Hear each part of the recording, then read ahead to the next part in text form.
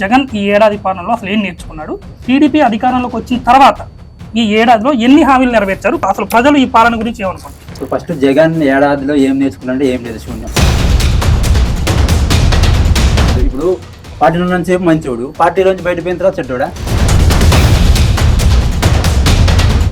అంటే జగన్ ఇంకా రాజకీయ వ్యూహాలు పూర్తిగా నేర్చుకోలేదు. ఎంతసేపు ఉన్న పిల్ల రాజకీయాలు తప్ప ఒక మా దిశానిర్దేశం కానీ ఒక తాట కానీ ఏం లేదు. ప్రజలను గాలికి వదిలేసినటువంటి జగన్ ప్రస్తుతం ఏపీ రాజకీయాల్లో ఎంతవరకు ప్రభావం చూపగలరు?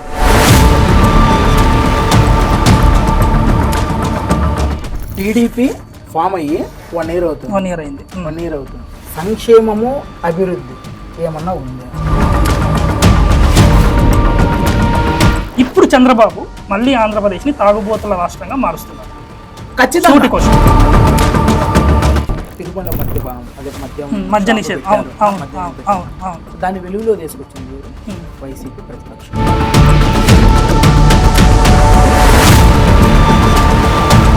ప్రెస్ మీట్ పెట్టినప్పుడు ముఖం మీద నెత్తురు చుక్క లేదు, అక్క చెల్లెమ్మలు అభిమానులు ఏమయ్యాయో, అవతాతల ఆదరణలు ఏమయ్యాయో అని ఏడు ముఖం పెట్టుకుని చెప్పిండు.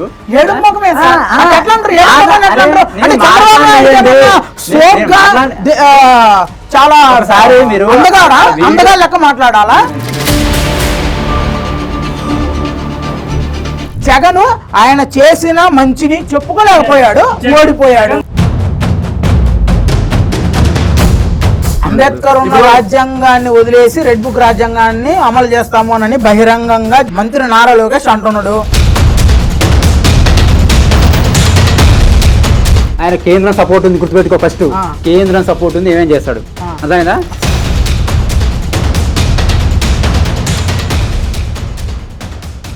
ఏపీలో కూటమి అఖండ విజయానికి జగన్ ఆవేదనకి ఏడాది పూర్తయింది. ఈ ఏడాది పాలనలో అసలు జగన్ ఏం నేర్చుకున్నారు? చంద్రబాబు పాలన ప్రజారంజకంగా సాగుతుందా లేదా? ఇలాంటి ప్రశ్నలు ఎన్నింటినో ఆంధ్ర ప్రజలను వేధిస్తున్నాయి. వీటి గురించి అసలు ఈ ఏడాది పాలనలో కూటమి పాలన ఎలా సాగింది, జగన్కు తగిలినటువంటి ఎదురు దెబ్బల నుంచి కానీ శాసనసభ ఎన్నికల ఫలితాల తర్వాత పాతాళానికి పడిపోయినటువంటి వైసీపీని జగన్ ఇప్పటి వరకు ఎంతవరకు ప్రజల్లోకి తీసుకెళ్లగలిగారనేటువంటి ప్రశ్నల్ని ఇప్పుడు మనం ఈ డిబేట్లో తెలుసుకునేటువంటి ప్రయత్నం చేద్దాం. చెప్పు వర్మ, అసలు ఈ ఏడాది పాలనలో జగన్ ఈ ఏడాది పాలనలో అసలు ఏం నేర్చుకున్నాడు, ఈ టీడీపీ అధికారంలోకి వచ్చిన తర్వాత ఈ ఏడాదిలో ఎన్ని హామీలు నెరవేర్చారు, అసలు ప్రజలు ఈ పాలన గురించి ఏమనుకుంటున్నారు? ఇప్పుడు ఫస్ట్ జగన్ ఏడాదిలో ఏం నేర్చుకున్నాడంటే ఏం లేదు, శూన్యం. ఫస్ట్ జగన్ గురించి మాట్లాడుకుంటే జగన్ ఏడాదిలో ఏం నేర్చుకున్నాడంటే ఏమీ లేదు. ఎందుకంటే జగనే ఒక దిశానిర్దేశం అంటే ఏమీ లేదు.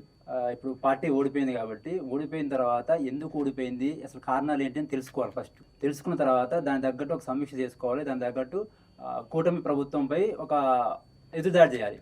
కానీ ఏం చేయట్లేదు. ఎంతసేపు ఉన్నా జగను తాడేపల్లి నుంచి బెంగళూరు ఒక ఎయిర్ సర్వీసు అంటే విమాన సర్వీసు చేస్తున్నట్టు ప్రయాణం చేస్తుంది తప్ప ఎక్కడా కూడా ఎప్పుడు సరే ఎక్కడైనా సరే రాష్ట్రంలో ఏడాది పూర్తయిన తర్వాత ఏ సమస్య మీద గట్టిగా స్పందించిన దాఖలాలు లేవు. మొన్న ఒక రెండింటి మీద ఒక దానికి సంబంధించింది, ఏది గుంటూరు మిర్చి మీద స్పందించిండు. ఇక అంతే. మొన్న ఆ గంజాయి పేరు సంబంధించింది ఏదో అది స్పందించిండు. గట్టిగా ఏదైనా పోరాడిందంటే ఆ రెండు మీద. మిగతా ఏట్లు పోరాడి ఆయన సొంతంగా దేనికోసం పోరాడిందంటే నాకు ప్రత్యేక హోదా కావాలి, అది కావాలని పోరాడిండు. అట్లయితే నేను అసెంబ్లీకి వస్తే అసలు మాట్లాడతా అని చెప్పిండు. ఇంకోటి ఏం చేసిందంటే ఆయనకి ప్రత్యేకంగా ఒక సెక్యూరిటీ పెంచాలట. మరి దేనికి సెక్యూరిటీ పెంచాలి ఏం తెలియదు, కానీ దానిపై పోరాడేసిండు. అదే ఆయన వ్యక్తిగతం. కానీ ప్రజలకు సంబంధించింది మాత్రం అసలు ఓడిపోయిన కానించి ప్రజల్లోకి ఎప్పుడు వచ్చిన దాఖలాలు లేవు. ఫస్ట్ ఆఫ్ ఆల్ అది ఆ విషయం మాత్రం జగన్ అటర్ ఫ్లాప్ అనమాట. ఇంకోటి అధికారం కోల్పోయి సంవత్సరం అవుతుంది. అధికారం సంవత్సరం తర్వాత ఎలా ఉండాలి? ఓడిపోవడం ఏదైనా గెలిపోవడం సహజం, దాన్ని తట్టుకోవాలని నిలబడాలి. ఆ కూటమిని ఎలా ఎదురుదాడి చేయాలనేది వ్యూహం రచించాలి. అది లేదు. ఆ తర్వాత ఆయనకున్న ఎమ్మెల్యేలు 11 ఆయనతో కలిపి. సో ఆయన ఎమ్మెల్యేలకి ఎట్లా అండగా ఉండాలి. అందులోనూ ఆయన సన్నిహితుడైన విజయసాయిరెడ్డి వెళ్ళిపోయింది. ఇప్పుడు అంత ముఖ్య నేత వెళ్ళిపోతున్నప్పుడు ఆయన కనీసం సమాచారం ఉంటుంది కదా, ఉండాలి కదా. ఉన్నప్పుడు దాని సమాచారం ఉండాలి. అంత మంచి కీలక నేత సన్నిహితుడు వెళ్ళిపోయినప్పుడు కనీస సమాచారం ఉండాలి. ఉండపోయినా సరే తెలుసుకొని పిలిపించాలి, మాట్లాడాలి, బుజ్జగించాలి, ఉండమని చెప్పాలి. ఏదో పోతే పోయిండి ఉంటే ఏమన్నట్టు అది అంటే ఒక కీలక నేత పోతే పార్టీకి ఎంత దెబ్బ అనేది తెలుసుకోవాలి. ఫస్ట్ తెలుసుకోవడం విఫలమైంది పూర్తిగా. తెలుసుకోకుండా పోయిన మీద అబండాలు వేస్తే ఏం రాదు. ఇప్పుడు పార్టీలో ఉన్నంతసేపు మంచోడు, పార్టీలోంచి బయటపోయిన తర్వాత చెడ్డోడా? అంటే జగన్ ఇంకా రాజకీయ వ్యూహాలు పూర్తిగా పూర్తిగా నేర్చుకోలేదు. ఎంతసేపు ఉన్న పిల్ల రాజకీయాలు తప్ప ఒక మా దిశానిర్దేశం కానీ ఒక థాట్ కానీ ఏం లేదు. ఎంతసేపు ఉన్న పక్కంటోళ్ళు ఏం చెప్తుర్రు, వాళ్ళు ఏం చెప్పి వినడం తప్ప ఆయనకంటూ ఒక సొంత నిర్ణయాలు ఏం లేవు. అలాంటి నేత పోయినప్పుడు పిలిపించి మాట్లాడి బుజ్జగించాలి. ఎందుకు పోతున్నావు ఏందని అడగాలి. చేసింది అది చేయలేదు. ఎందుకు చేయలేదు? ఈ ఏడాదిలో టీడీపీ పరిపాలన, ఈ కూటమి ప్రభుత్వం అఖండ మెజారిటీ 161 సీట్లు అంటే ఆంధ్రప్రదేశ్ చరిత్రలో ఇంతవరకు ఎవరికి రాలేదు. ఈ 161 సీట్లకి టీడీపీ ఇప్పుడు న్యాయం చేస్తుందా? కూటమి ప్రభుత్వం పవన్ కళ్యాణ్ కానీ ఎన్నో హామీలు ఇచ్చి ప్రజలకు ఎన్నో ఆకాంక్షలు, ఆశలు, అభిప్రాయాలు ఎన్నో తీసుకుని ఇప్పుడు వీళ్ళు అధికారంలోకి వచ్చారు. ఈ అధికారంలోకి వచ్చిన తర్వాత ఈ ఏడాది పాలన గురించి మీకేమనిపిస్తుంది? సంతృప్తికరంగా ఉందా లేకపోతే? ఇప్పుడు గత వైసీపీ 5 ఏళ్ల పాలనలో రాష్ట్రం మొత్తం విధ్వంసం అయిపోయింది. ఫస్ట్ ఆఫ్ ఆల్ ఆయన ఇచ్చిన హామీలు, ఆయన చేసిన స్కీములు మొత్తం కలిపి అన్ని ఏది ఎంతసేపు ఉన్నా బటన్ నొక్కిన చెప్పిన అభివృద్ధి గాలికి వదిలేసిండు. ఎంతసేపు ఉన్నా వచ్చిన ట్యాక్స్ ఏదైనా వచ్చిన బడ్జెట్ ని పంచిపెట్టింది తప్ప ఎక్కడ అభివృద్ధి చేయాలి. సంపద సృష్టించడంలో విఫలమైన ఫస్ట్. ఎక్కడైనా సరే సంపద సృష్టిస్తే ఆటోమేటిక్ గా డెవలప్ అయింది. ఒక రాష్ట్రం అనేది డెవలప్ అయింది. సంపద సృష్టించలేనప్పుడు నీకు ఎట్లా డెవలప్ అయింది? సంపద సృష్టించడంలో జగన్ ఫెయిల్ అయిపోయాడు మొత్తానికి. ఎంతసేపు ఉన్నా వచ్చిన వాటిని అమ్మఒడి అయ్యఒడి అనుకుంటా పంచిపెట్టింది తప్ప, నేను బటన్ నొక్కుతున్నా, నేను సంక్షేమం చేస్తున్నా, నేను వాళ్ళకి ఉచితాలు ఇచ్చిన చెప్పింది తప్ప ఎక్కడా కూడా ఫలాని ఒక కంపెనీ డెవలప్ చేయడం కానీ లేదా ఇంకేదైనా కంపెనీ స్థాపించడం కానీ పెట్టుబడులు తీసుకురావడం కానీ విఫలమైంది. అదే చేస్తే ఎంతో కొంత రాష్ట్రానికి లబ్ధి చేకూరేది, ఉపాధి కలిగేది, సంపద జనరేట్ అయ్యేది, దానివల్ల రాష్ట్రానికి అభివృద్ధి చెందేది. కానీ అందులో ఫెయిల్ అయిపోయింది. అది లేదు అసలు. చెప్పు గురు, జగన్ ఇంకా పిల్ల రాజకీయాలే, పూర్తిగా ఏమీ నేర్చుకోవట్లేదు. అంటే ఇక్కడ మెయిన్ క్వశ్చన్ ఏంటంటే కీలక నేతలందరూ పార్టీని వదిలిపెట్టి వెళ్ళిపోతే, మామూలుగా సాధారణంగా ఏ రాజకీయ పార్టీ అయినా ఏం చేస్తుందంటే అక్కడ ఉండేటువంటి ఆ నాయకుల్ని బుజ్జగించడమో, వాళ్ళ గురించి మాట్లాడటమో, రండి మీరు పార్టీలో కీలకంగా వ్యవహరించారని చెప్పడము చేస్తారు. అది ఫస్ట్ వన్. విజయసాయి రెడ్డి జగన్ తర్వాత అత్యంత కీలక నేతగా మామూలుగా వైసీపీలో ఉన్నాడు. ఆయన పోతున్నా సరే ఆయన గురించి అసలు జగన్ పట్టించుకున్న దాఖలాలు లేవు. First thing. సెకండ్ మీద జగన్ మీద ఉన్న ప్రధాన అభియోగం ఏంటంటే జగన్ రాష్ట్రంలో కంటే బెంగళూరులో ఎక్కువ ఉంటాడని. ప్రజలను గాలికి వదిలేసినటువంటి జగన్ ప్రస్తుతం ఏపీ రాజకీయాల్లో ఎంతవరకు ప్రభావం చూపగలడు? ఈ ఏడాది పాలనలో అసలు టీడీపీ ప్రభుత్వ పాలన ఎలా ఉంది, కూటమి పాలన ఎలా ఉంది? జగన్ గారి జగన్ గారి గురించి ఫస్ట్ టీడీపీ పాలన ఈ 1 year ఎలా ఉంది అనే దాని గురించి మాట్లాడదాం. తర్వాత వర్మ గారు చెప్పిన దాని గురించి ఆయనకి ఎక్స్ప్లెనేషన్ ఇస్తా, మీరు అడిగిన దాని గురించి కూడా ఎక్స్ప్లెనేషన్ ఇస్తా. టీడీపీ ఫామ్ అయ్యి 1 year అవుతుంది. 1 year అయింది. 1 year అవుతుంది. సంక్షేమము, అభివృద్ధి ఏమన్నా ఉందా? వాళ్ళు ఇచ్చిన హామీలు, ఎలక్షన్ ముందు ఏదైతే హామీలు ఇచ్చారో, బూటకపు హామీలు, సూపర్ 6 అనేటువంటి ఒక డమ్మీ హామీలు ఏదైతే ఇచ్చారో అవి నెరవేరుస్తున్నారా? సూపర్ 6 అమలు చేస్తున్నామని టీడీపీ అమలు చేస్తున్నాము అని అన్నారు కానీ అమలు చేసాము అని అన్నారా? ఒక్కటైనా అమలు. ఈ ఆగస్టు 15 నుంచి మహిళలకు ఉచిత బస్సు కూడా మేము సౌకర్యం కల్పిస్తామని చంద్రబాబు ఏది ఆగస్టు 15 నుంచి ఇస్తామని చెప్పాడు. తల్లికి వందనం ఎక్కడికి పోయింది? జనవరి వచ్చిందంటే జాబ్ క్యాలెండర్ ఇస్తాను అని లోకేష్ అన్నాడు. జాబ్ క్యాలెండర్ ఇది జనవరి అయిపోయి 6 నెలలు అవుతుంది. జాబ్ క్యాలెండర్ ఇది యువతను మోసం చేసినట్టే కదా. అమ్మ ఒడి ఇస్తాను, అదే అమ్మ ఒడి మీన్స్ తల్లికి వందనం ఇస్తాను అన్నాడు. తల్లికి వందనం ఏది లేదు. సరే ఏదో ఆగస్టు 15 ఏదో ఇస్తానంటున్నా, అది కూడా ఇంకా వాళ్ళు కప్పిపుచ్చుకోవడానికి, వాళ్ళు ఇచ్చిన హామీలు నెరవేర్చకూడదని అనేది వాళ్ళ సంకల్పం. ఎక్కడ అయితే వాళ్ళ నాయకులు తినడానికి మరిగారు ఈ 1 year, వాళ్ళకి సర్దుతా ఉన్నాడు. నెక్స్ట్ ఎలక్షన్ లో వీళ్ళు ఏం చేస్తారు? ఏడాదిలోనే ఏడాదిలోనే కాదు, 3 months లోనే స్టార్ట్ అయింది. 3 months లోనే స్టార్ట్ అయింది.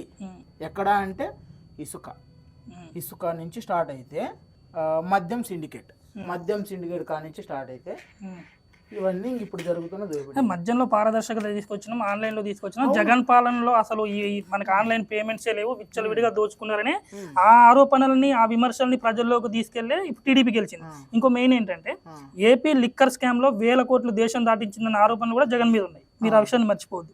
అంత కుంభకోణం చేసినప్పుడు ఇప్పుడు అదే సిట్ దర్యాప్తు ఆల్రెడీ జరుగుతుంది. నిరూపించకుండా ఎట్లా మాట్లాడతారు? ఎలా మాట్లాడతారు? న్యాయం అనేది కాదు, న్యాయం అనేది ఎప్పటికైనా జరుగుద్ది. న్యాయం అనేది ఎప్పటికైనా గెలుస్తుంది. అసలు లిక్కర్ అమ్మకుండా చేస్తానని చెప్పిండు, ఆమె ఇచ్చినప్పుడు లిక్కర్ స్కామ్ ఎందుకు చేయాలి? మరి లిక్కర్ స్కామ్ జరిగింది అని ఆరోపించింది. ఆరోపించింది ఇప్పుడు ఎవరు? సిట్టు దర్యాప్తు TDP సిట్టు నాయకులు దర్యాప్తు చేసిర్రు కదా, ఆరోపించారు. సిట్టు దర్యాప్తు జరుగుతుంది కదా, జరుగుతుంది. జరుగుతున్నప్పుడు మరి అలా ఉన్నాయి కదా, దర్యాప్తు ఏం లేదుగా, అరెస్ట్ అయ్యారు కదా వాళ్ళు, జరగలేదు. అరెస్ట్ అయ్యారు కదా, అరెస్ట్ అయినప్పుడు ఒక న్యాయం అనేది న్యాయస్థానం వైసీపీ హయాంలో కొత్త బ్రాండ్లు అవి వచ్చినాయి. పాత ఇంపీరియల్ బ్లూ అనేది ఒకటి ఉంది, ఇంకోటి మ్యాన్షన్ అనేది ఇంకోటి ఉంది. అవి ఆయన వచ్చిన హయాం నుంచి, ఆయన ఎప్పుడు 19 లో వచ్చినాం కానీ ఆయన వచ్చిన 4 సంవత్సరాల్లో వాటి అమ్మకాలు అంతా ముందు 75 లక్షల యూనిట్లు ఉంటే ఈయన వచ్చిన తర్వాత 25 యూనిట్లు పడిపోయింది. ఎందుకు పడిపోయింది అంటే వాళ్ళు 12% కమిషన్ అడిగిరట, వీళ్ళు ఈయన అన్నారు. అంత ఇవి కాకుండా గవర్నమెంట్ అడిగింది, ఎవరు అడిగింది? ఎందుకు తగ్గిపోయినాయి మరి అవి ఎందుకు తగ్గిపోయినాయి వాటి అమ్మకాలు చెప్పు. అంటే వాటి అమ్మకాలు ఎందుకు తగ్గిపోయినాయి? మిగతా వాడు ఎందుకు పెరిగినాయి? మిగతా వాడి అమ్మకాలు ఎందుకు పెరిగినాయి? అవి ఎందుకు తగ్గిపోయినా సమాన్ చెప్పు. అమ్మకాలు ఎందుకు తగ్గినాయి? అసలు మంచి బ్రాండ్లు కదా అవి, మంచి బ్రాండ్లు కదా, అవి ఎందుకు తగ్గిపోతాయి? ఇప్పుడు టీడీపీ హయాంలోనే ఒక నిమిషం వినండి నేను చెప్పిన తర్వాత మీరు చెప్పండి. టీడీపీ హయాంలో దగ్గర 40 బ్రాండ్లకి సైన్ చేశాడు. ఎప్పుడు 2017లో 2017-18లో 40 బ్రాండ్లకి సైన్ చేస్తే ఆ 40 బ్రాండ్లే ఇప్పుడు ఏపీలో జగన్ వచ్చిన తర్వాత వచ్చాయి. అవి వచ్చాయా రాలేదా ఒకసారి మీరు రీకాల్ చేసుకోండి. వచ్చాయి మరి మిగతా అవి ఇప్పుడు ఒక 4-5 బ్రాండ్స్, మిగతా 40 బ్రాండ్లు లేవు. ఇప్పుడు 4-5 బ్రాండ్లు తప్ప చిన్న అధిక బ్రాండ్లు తప్ప అవి వాళ్ళు 12% కమిషన్ ఒప్పుకున్న తర్వాత అవి ఎక్కువ అమ్మకాలు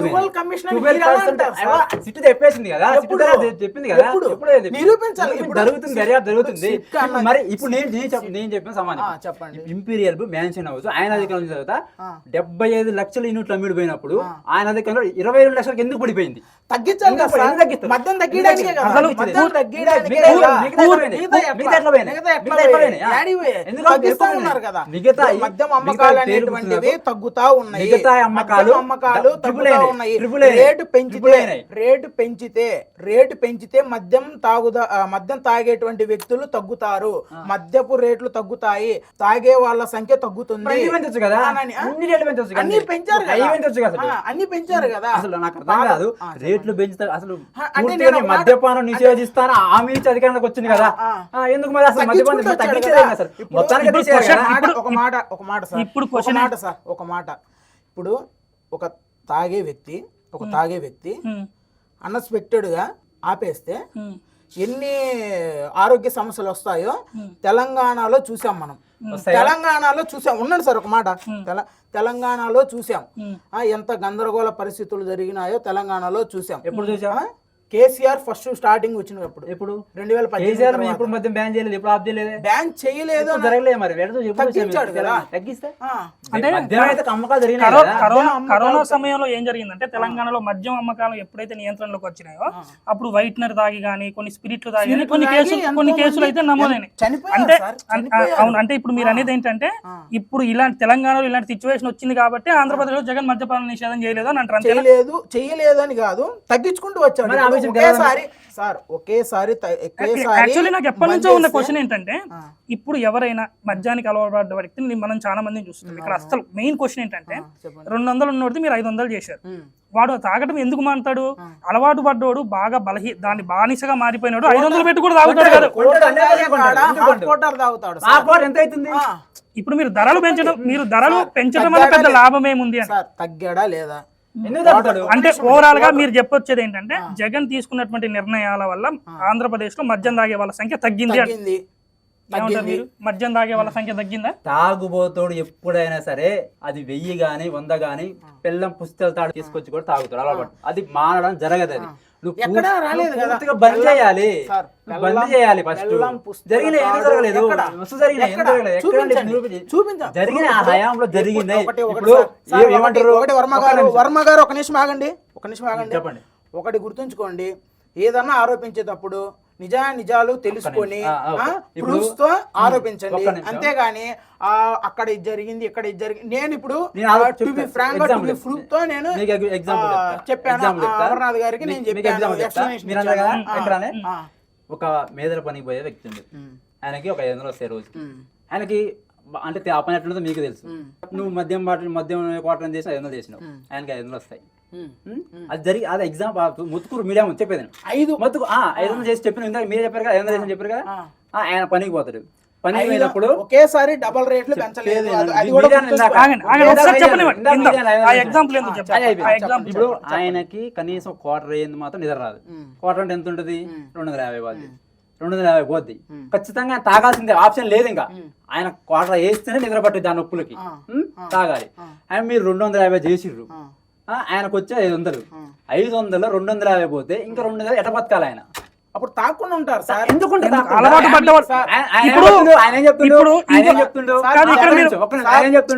నాకు ఖచ్చితంగా నాకు నీ ఎంతైనా నేను తాగాల్సిందే, నాకు తాగకపోతే నాకు నిద్ర పట్టదు, నాకు మ్యాండేటరీ అది.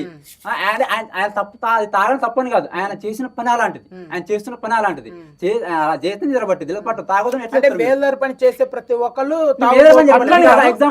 ఎగ్జాంపుల్ చెప్పాను, మేదర పని చెప్పాలి, ఎగ్జాంపుల్ చెప్పారు. ఇప్పుడు ఎవరు రైతులే కావచ్చు, ఎవరైనా కావచ్చు, సరే వాళ్ళే అనుకో. పని చేసే ప్రతి ఒక్కళ్ళకి ఒళ్ళు నొప్పులు ఉంటాయి, వాళ్ళు ఖచ్చితంగా మందు తాగాలి అని మీరు చెప్తున్నారు. మీ ఇంటెన్షన్ అది. మీరు చెప్పింది అందులో 70% ఉంటారు.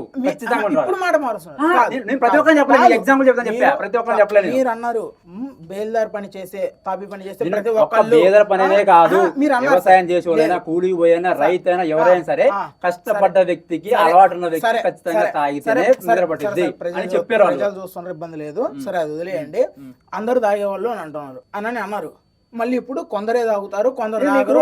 ఇప్పుడు నేను చెప్పినది అందరూ చెప్పొచ్చు, రాష్ట్రం అందరు తాగుతారు పలాని చెప్పొచ్చు. నేను ఎగ్జాంపుల్ చెప్పాను మీకు, నేను చెప్పొచ్చు రాష్ట్రం అందరూ తాగుతారు, మరి వాళ్ళకి ఇట్లా చెప్పలేక మీకు ఎగ్జాంపుల్ కొందరేం చెప్పిన. ఇక్కడ ఒకటి ఇంకో ఇంపార్టెంట్ క్వశ్చన్ ఏంటంటే, యాక్చువల్లీ ఎన్టీఆర్ పార్టీ పెట్టినప్పుడు, ఎన్టీఆర్ అధికారంలో ఉన్నప్పుడు టీడీపీ నినాదం ఏంటంటే సంపూర్ణ మద్యపాన నిషేధం. ఓకే, సరే జగన్ తన వ్యూలో మద్యాన్ని తగ్గించడానికో, ఆంధ్రప్రదేశ్ని ఆ దిశగా పయనించడానికో ఏదో కొంచెం ప్రయత్నం చేసిందని అనుకుందాం. ఇప్పుడు చంద్రబాబు చేసేది ఏం సార్? ప్రయత్నం చేశాడు, అది సక్సెస్ అయ్యాడు. ఆయన ప్రయత్నం చేశాడు, సరే తగ్గించాడు. మద్యం ధరలను పెంచడమో, ప్రజల సంఖ్య, మద్యం తాగే వాళ్ళ సంఖ్యను తగ్గించడమో జరిగింది. ఇప్పుడు చంద్రబాబు మళ్ళీ ఆంధ్రప్రదేశ్ని తాగుబోతుల రాష్ట్రంగా మారుస్తున్నాడు. ఖచ్చితంగా మారుస్తున్నాడు. ఎలా అనంటే 6 గంటలకే మద్యం దుకాణాలు ఓపెన్ అవుతున్నాయి. అది ఎలా అవుతున్నాయి? తాగే వాళ్ళు తాగుతున్నాడు. నువ్వు 6 గంటలు చేసినా, 10 గంటలు చేసినా తాగి కూడా తాగుతాడు. 6 గంటలకు ఓపెన్ చేయాలి. ప్రభుత్వ నిబంధనలు ఉల్లంఘించి మేము సిండికేట్లను, మద్యం సిండికేట్లను మేము పెడతాము, మమ్మల్ని ఎవరు ఏం చేయలేరు, ఇది మా ప్రభుత్వము, టీడీపీ మాది అని చెప్పుకొని తిరిగే వాళ్ళందరికీ మీరేం చెప్తున్నారు? మద్యం విచ్చలవిడిగా అమ్ముకోండి, ఎంతైనా అమ్ముకోండి అన్నట్టుగా మీరు చెప్తున్నారు. ఇప్పుడు చెప్పండి. మీరు అన్నట్టు ఒక టైం పాటించారు, కరెక్టే. నిబంధనలు పాటించకుండా నిబంధనలు ఇప్పుడు తాగుబోతుకి ఏముంటది, ఏముంటది, ఎప్పుడు తీస్తారా, ఎప్పుడు తాగదామా అనే ఉంటది. దాని మీద ఉంటది. పని పిల్లం పిల్లలు ఎవరు తాగుబోతుడు అన్నా, పని పిల్లలు లేనుడే కదా. ఎందుకని అంటే నువ్వు 6ంటికి తీసినప్పుడు, ఒక్క నిమిషం, మీరు 6ంటికి తీసినప్పుడు నీ పనికి పోతా అంటే, నేను 6ంటికి పోగానే పితిగానే పోయి తాగి పనికి పోతానా? నాకేం పని లేదా? అదే కదా ఇప్పుడు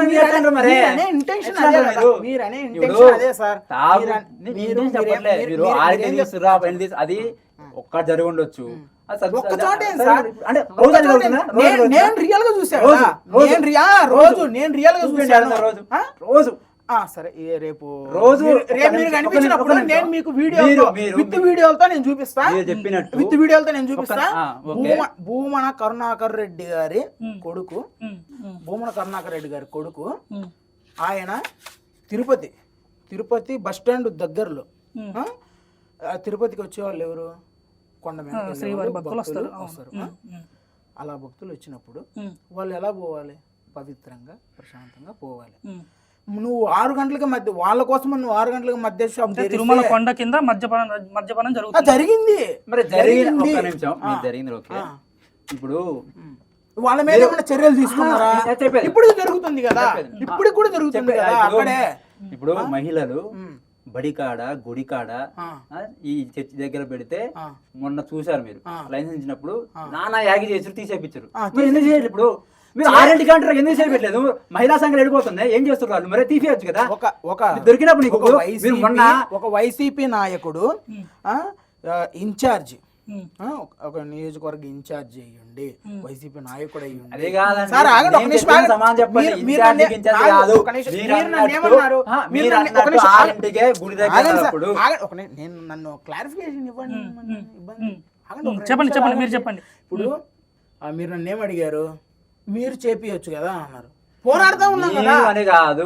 అంటే మీరు సరే మీరు- ఎవరో మీరు- నాకు సంబంధం లేదు. ఎవరు ఇప్పుడు మీరు అన్నట్టు అది రాంగే, అన్నప్పుడు రాంగే. మరి ఏం ప్రతిపక్షాలు ఏం చేస్తున్నాయి? ఏం ఇక్కడ చేస్తున్నాయి? క్వశ్చన్ కూడా ఇక్కడ క్వశ్చన్ కూడా అదే తాడిపత్రి నుంచి బెంగళూరు పోతున్నా. అదే క్వశ్చన్ యాక్చువల్లీ నాది కూడా అదే క్వశ్చన్. మీరు ఒకటి ఆంధ్రప్రదేశ్ ప్రజలు పూర్తిగా మీరు అన్నట్టు కష్టాలు అనుభవిస్తున్నారు, కూటమి పాలనలో కష్టాలు అనుభవిస్తున్నారు, ఆ మద్యపానం జరుగుతుంది, హత్యలు జరుగుతున్నాయి, అత్యాచారాలు జరుగుతున్నాయి. నిన్న కూడా జగన్ దాని మీద స్పందించిండు, ఆంధ్రప్రదేశ్ అత్యాచారాల రాష్ట్రంగా.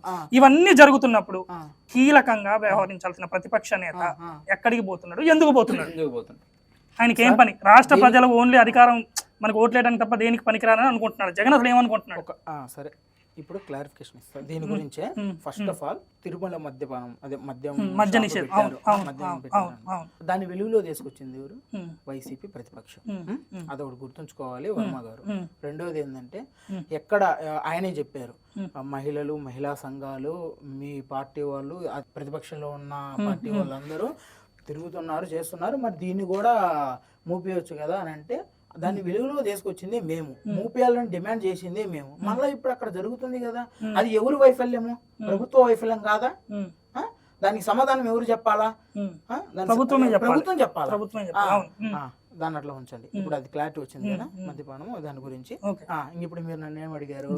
జగన్ గురించి. ప్రజల కష్టాల్లో ఉన్నప్పుడు జగన్ ఎక్కడికి వెళ్తున్నారు? ప్రజల కష్టాల్లో ఉన్నప్పుడు జగన్ ఎక్కడికి వెళ్తున్నారు? సంవత్సరం అయిందండి, ఏడాది అయింది. ప్రభుత్వం కోల్పోయి వైసీపీ ప్రభుత్వం కోల్పోయి ఏడాది అయింది. ఆయన ఏం చేస్తున్నాడు? ప్రజలలో రావట్లేదా అని అంటే రావట్లేదు. ఎందుకు? ఒకటి రెండు సందర్భాల్లో తప్ప. మొన్న గుంటూరు మిర్చి జరిగినటువంటి ఆ ఇన్సిడెంట్ ఒకటి, మొన్న ఏదో మన రీసెంట్ గా జరిగిన ఒక 2-3 నెలల గురించే మాట్లాడుతున్నారు కానీ సంవత్సరం గురించి మీరు మాట్లాడట్లేదు. నేను చెప్తా, క్లారిటీ ఇస్తా కదా, ఇస్తా. ఫస్ట్ అడిగారు ఎక్కడికి పోతున్నాడు అని. చంద్రబాబు నాయుడు లెక్క భయపడి, కరోనాకు భయపడి హైదరాబాద్ లో ఏమన్నా కూర్చున్నాడు అండి? అంటే చెప్పనివ్వకుండా మీరు మెద్దలో మాట్లాడితే నాకు నేనేం చెప్పగలను చెప్పండి? 2 సంవత్సరాలు కరోనా, ఇబ్బంది పడ్డాడు, అయినా నెట్టుకొచ్చాడు. సంక్షేమం ఏమన్నా వదిలాడా? అంటే వదిలిపెట్టలేదు కదా. కరోనా టైంలో ది బెస్ట్ సీఎం అనని. ఇప్పుడు ఏదైతే కూటమి ప్రభుత్వంలో ఉన్న, అదే కూటమిలో ఉన్నటువంటి బీజేపీ పిఎం మన మోడీ గారు ఆయనే చెప్పారు షభాష్ అనని. ఆయన వెంటే వచ్చింది కదా, ఆయన మా అట్ల నుంచి వచ్చాయి కదా. అమిత్ షా ఓడాడు. కేంద్రంలో ప్రతి ఒక్కళ్ళు ఆయన్ని షభాష్ అని ఉన్న వాళ్ళే.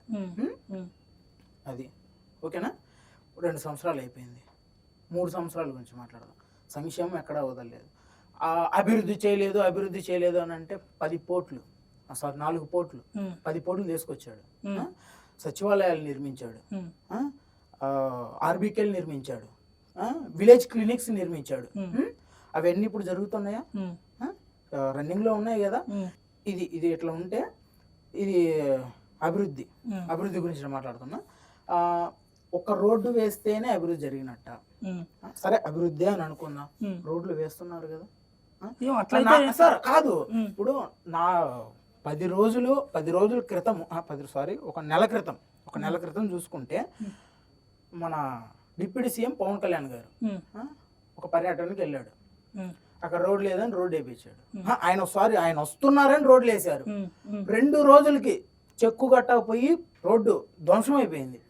వేసిన 2 రోజులకే ధ్వంసమైందంటే మీరు అర్థం చేసుకోండి ఈ ప్రభుత్వ పాలన.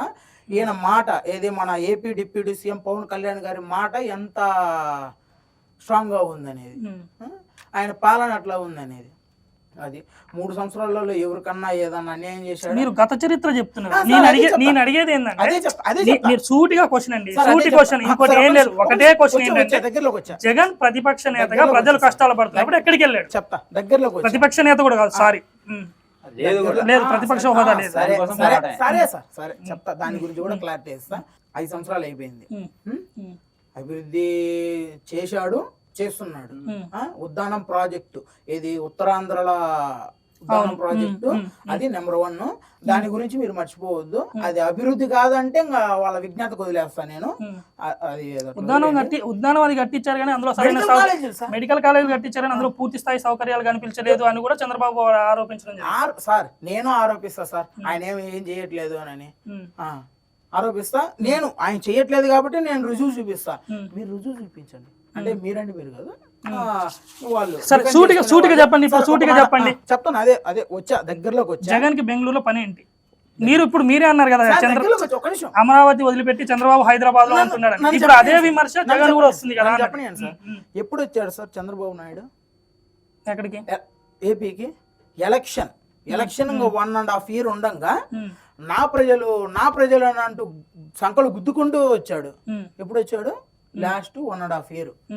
ఆ ముందు ప్రజలు లేరా సార్? ఆ ముందు ప్రజలు కాని రాలేదా? అంటే మీరు కూడా సంవత్సరాల తర్వాతనే జగన్ ఎవరున్నారు సార్? నేను చెప్తున్నా ఒక్క నిమిషం సార్. గెలిచిన తర్వాత అయిపోయిందా? ప్రజలు తీర్పునిచ్చారు, ప్రతిపక్ష హోదా కూడా గెలిపించలేదు, 11 సీట్లు వచ్చినాయి జగన్ కి. ఆయన ఉన్నాడు. ఆయన ఏమన్నా 3.5 సంవత్సరాల దాకా రాకుండా ఉన్నాడా? అంటే మీరు సమర్థిస్తున్నారా? సార్ సమర్థించడం కాదు సార్, చెప్పేదినండి.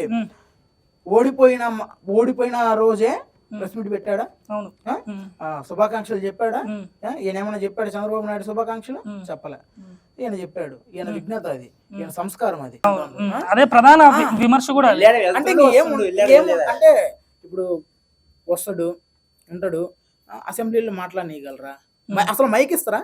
అంటే సపోజ్ వచ్చాడు అంటే మైక్ ఇస్తారా? అసలు పోతున్నా ప్రతిపక్ష పోలేవా? మాట్లాడలేవా? ఎలా మాట్లాడలేదు? ఎందుకు మాట్లాడలేవు? ఏమన్నంటే పోరాడదాం 5 సంవత్సరాలు పోరాడదాం అంటాడు. నువ్వు గెలిపించేందుకు పోయి అసెంబ్లీలో మాట్లాడడానికి కదా. నాకు ప్రతిపక్ష హోదా ఇస్తూనే మాట్లాడతా, లేదా మాట్లాడలేదు ఏమన్నా చేత కదా? ర్యాగింగ్ చేస్తున్న భయమా? మాట్లాడదు కదా? ఇప్పుడు క్వశ్చన్ ఏంటంటే, జగన్ చంద్రబాబుని శాసనసభలో మీరు ప్రజా దేవాలయమైన శాసనసభలో అవమానించిన ఏదైతే ఉందో దాన్ని గుర్తుపెట్టుకునే జగన్ భయపడి కేబినెట్ హోదా ఇస్తే తప్ప, ప్రతిపక్ష హోదా ఇస్తే తప్ప ఏమి అవమానించారు కదా. శాసనసభలో రాష్ట్రం మొత్తం చూసింది, చంద్రబాబు చేశారు, వ్యక్తిగతంగా విమర్శలు చేశారు చంద్రబాబు భార్య మీద.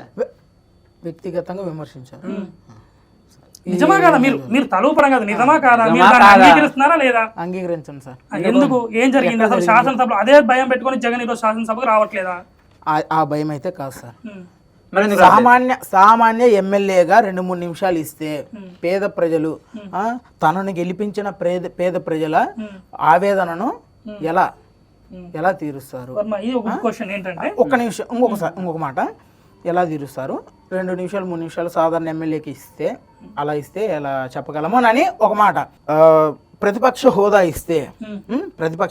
ఇస్తే ఆయన మాట్లాడగలడు. ఏది అధికార పక్ష ప్రతినిధి ఎంత మాట్లాడతాడో అంత సమయము ప్రతిపక్ష నేతకి ఇస్తారు.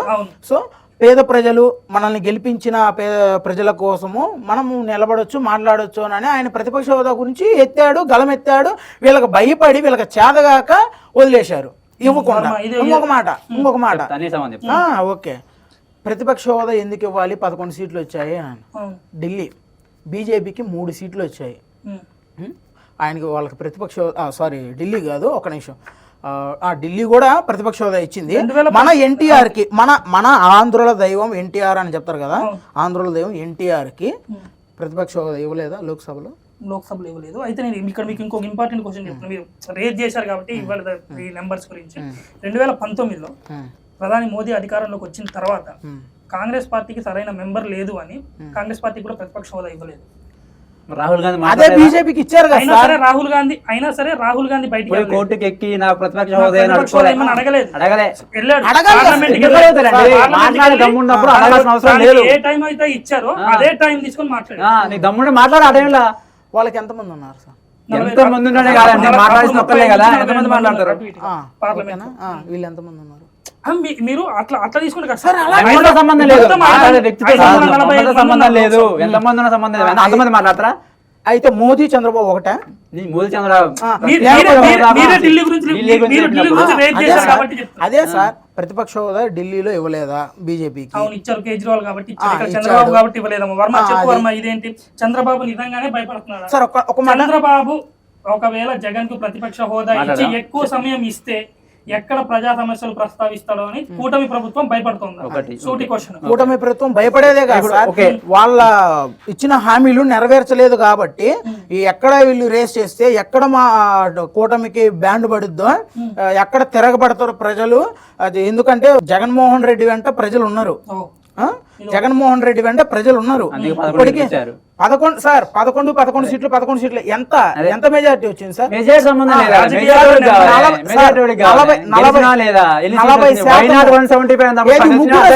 ముగ్గురు కలిస్తే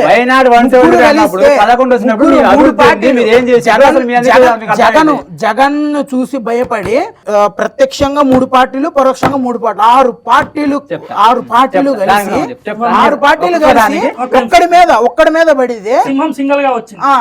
సింహం సింగల్ గా అన్ని చెప్తాం. ఇప్పుడు చంద్రబాబు కొంచెం వెనక నుంచి చూద్దాం. కరోనా టైంలో పొడిచిన పొడిచిన సంథింగ్ చెప్పిండు. ఏపీ నెంబర్ 1 అనే ఇచ్చారని చెప్పిండు. మరి ఎందుకు ఓడిపించారు? సూపర్ షబాస్ నెంబర్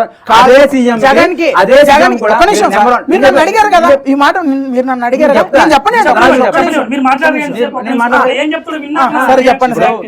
అన్నట్టు ఆ దేశం షబాస్ హోహా అన్న రైటే. అదే సీఎం కి దేశంలో రిచెస్ట్ సీఎం అని నెంబర్ 1 స్థానం వచ్చింది. దానికి మీరేమంటారు? రిచెస్ట్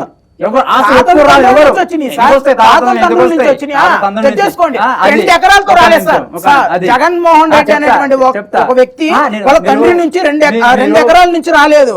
ఆయన పుట్టడమే ఉన్నత కుటుంబంలో, డబ్బున్న కుటుంబంలో పుట్టాడు. అది ఒకటి గుర్తుంచుకోండి. Richest CM business man. అవును, బిజినెస్ మ్యాన్. జగన్ బిజినెస్ మ్యానే. అంటే రాజకీయాల్లో రాకముందు జగన్ బిజినెస్ మ్యానే, అది గుర్తుంచుకోండి. ఇప్పుడు చెప్తున్నా, కరోనా టైంలో బాగా చేసిండు, అది చేసిండు, ఊహా నెంబర్ ఎంత మాత్రం చేస్తే జనాలు చూసారు, తీర్పు ఇచ్చారు, సరిపోయింది. దానికి జగన్ కి మంచి చేశాను మీరు ప్రెస్ మీట్ పెట్టారు చెప్పారు. చంద్రబాబు లెక్క అబద్ధాలు మాట్లాడి, బోటకు మాటలు మాట్లాడి మోసం చేయలేదు. ప్రెస్ మీట్ పెట్టి కంగ్రాట్ చెప్పింది. ప్రెస్ మీట్ పెట్టినప్పుడు ముఖం మీద నెత్తురు చుక్క లేదు. అక్క చెల్లెమ్మలు అభిమానులు ఏమయ్యాయో, అవతాతల ఆదరణలు ఏమయ్యాయో అని ఏడు ముఖం పెట్టుకుని చెప్పిండు.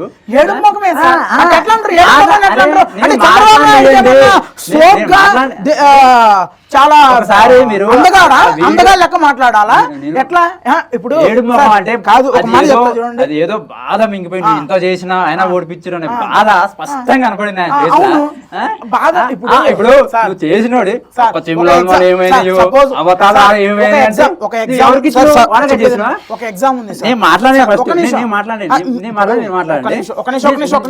మీరు మాట్లాడినప్పుడు నేను ఒక విన్నా, ఒక సమాధానం చెప్తున్నా, అలా మీరు మాట్లాడండి.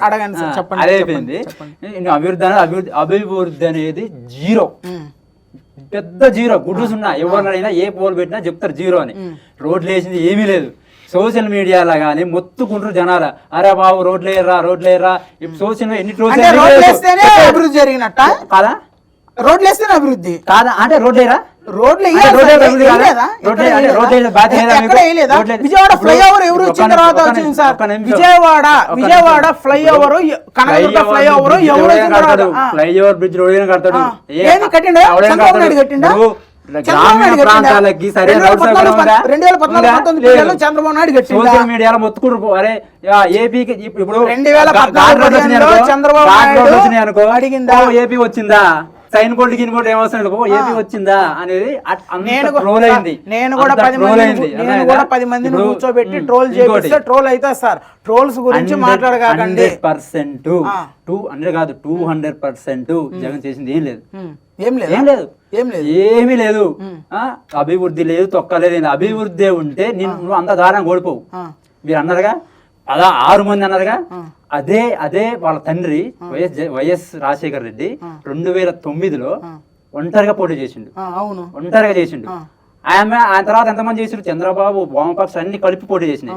మరి వయసు ఎందుకు గెలిచిండు? వయసు ఎందుకు గెలిచిండు? చెప్పండి, ఎందుకు గెలిచిండు? ఆయన చేసిన పనులు అట్టున్నాయి.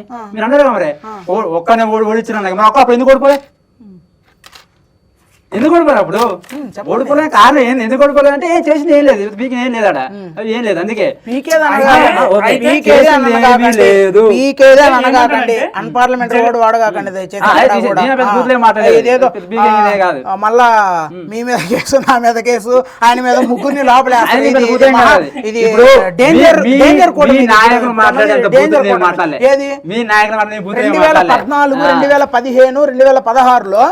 2014, 2015, 2016లో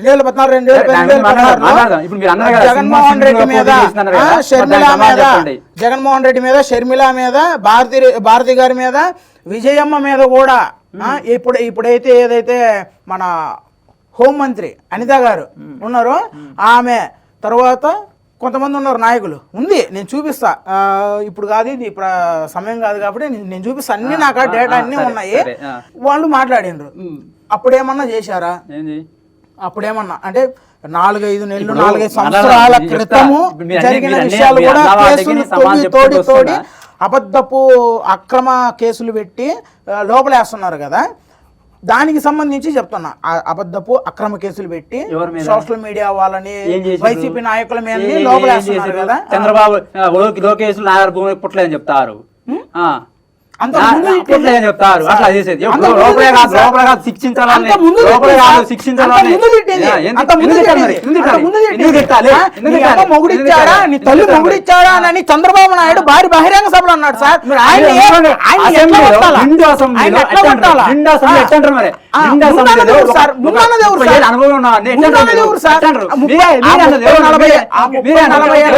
ముప్పై 40 ఏళ్ళ అనుభవం ఉన్నోడే అమ్మ నా బూతులు ఎవరు ఎప్పుడు నిండు సభలో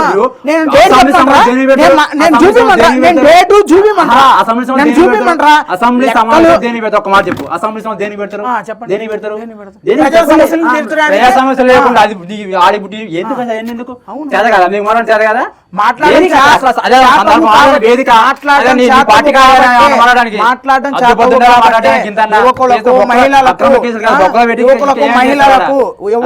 మహిళలకు, పెద్దలకు, వృద్ధులకు అందరికి న్యాయం చేశాడు. ఏడా ఏంటి సార్, చెక్ చేసుకోండి. చంద్రబాబు నాయుడు అనేటువంటి ఒక వ్యక్తి చెప్పిన అబద్ధపు బూటకాలు, సూపర్ 6 అమలు చేస్తానని చేయనిటువంటి ఒక అబద్ధపు ప్రచారాలు చేసి నమ్మించి మోసం చేశారు. ఆ ట్రాప్ లో ప్రజలు పడిపోయారు. జగన్ ఆయన చేసిన మంచిని చెప్పుకోలేకపోయాడు, ఓడిపోయాడు. అది చాలా అద్భుతమైన అభివృద్ధి చేసిండు. కానీ చంద్రబాబు చేసినటువంటి గోబెల్స్ ప్రచారం వల్ల జగన్ అసలు చెప్పుకోలేకపోయింది అనేది ప్రధాన ఆరోపణ. ఇప్పుడు చేసిన మంచి చెప్పుకోవాల్సిన అవసరం లేదు, జనాలకు మర్చిపోతారా? ఇప్పుడు నేను ఆయన ఇప్పుడు ఎగ్జాంపుల్ చెప్తాను నీకు. రాజశేఖర రెడ్డి ఫీజు రియంబర్స్మెంట్ ప్రవేశపెట్టింది.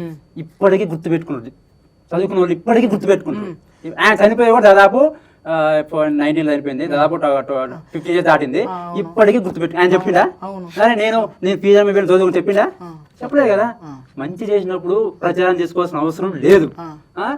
జన్మజన్మ ఆరోగ్యశ్రీ పెట్టి ఇప్పుడు ఒకటి చెప్పుకుంటున్నా,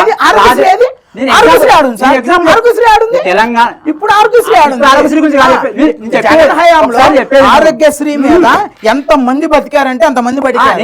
కోవిడ్ టైంలో ఎంత మంది బతికారంటే అంత మంది బతికారు. ఒక డాక్టర్ కి కోవిడ్ టైంలో సీరియస్ ఇష్యూ 20 లక్షలు అనుకుంటా, 20 లక్షలు పెట్టి ఆయన బతికించాడు ఒక డాక్టర్. ఆ డాక్టరు బతికితే 10 మందిని బతికిస్తాడు. డాక్టర్ అన్నారు కాబట్టి, ఇది కూడా మీరు అన్నారు కాబట్టి, డాక్టర్ సుధాకర్ కనీసం మాస్క్ కూడా ఇవ్వలేదు అన్న కారణంతో హింసించి వేధించి చంపారు. శాసనసభ ఎన్నికల సమయంలో చంద్రబాబు ప్రతి బహిరంగ సభలో దాదాపుగా ప్రస్తావించారు. ఆయన చేత చెప్పించింది ఎవరు సార్? అంటే పిచ్చోడా? కార్యకర్త ఏమన్నా చెప్పడానికి, ఆయన ఏమన్నా పేటిఎం బ్యాచ్ అనుకున్నారా చెప్పడానికి? పేటిఎం బ్యాచ్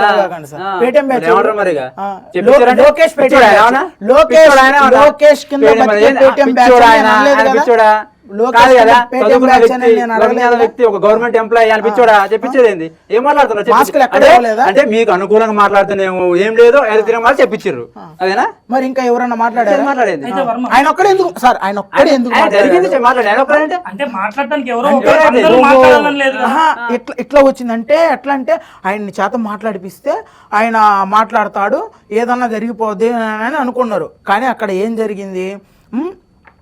మాస్కులు ప్రొవైడ్ చేయలేదా? ఎక్కడ కూడా ప్రొవైడ్ చేయలేదా అని అంటే చేశారు, అన్ని చోట్ల చేశారు. ఒక్కొక్క చోట వస్తుంది, కొద్దిగా టైం పడుతుంది. ఇప్పుడు నీ కాడికి వచ్చే వాళ్ళు నా కాడికి రావాలి అని అంటే కొద్దిగా టైం పడుతుంది. మిమ్మల్ని సంప్రదించాలి, మీ ద్వారా నన్ను సంప్రదించాలి, ఇట్లా రావాలి. అదే కానీ అన్నీ వచ్చాయి, ఆ ఒక్కదానికి రాలేదు, ఒక్కదానికే రాలేదా? అన్నిటికి రాలేదా?